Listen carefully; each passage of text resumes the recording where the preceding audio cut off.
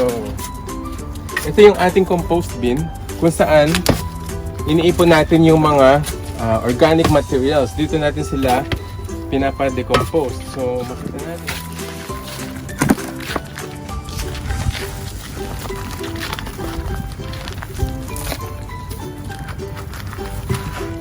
So, next, ang gagawin natin, dadagdagan natin ng cow manure, which is very rich in nitrogen.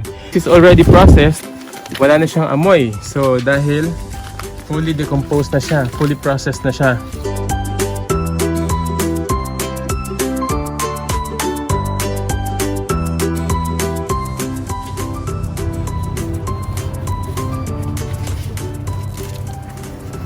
Dagdagan mo.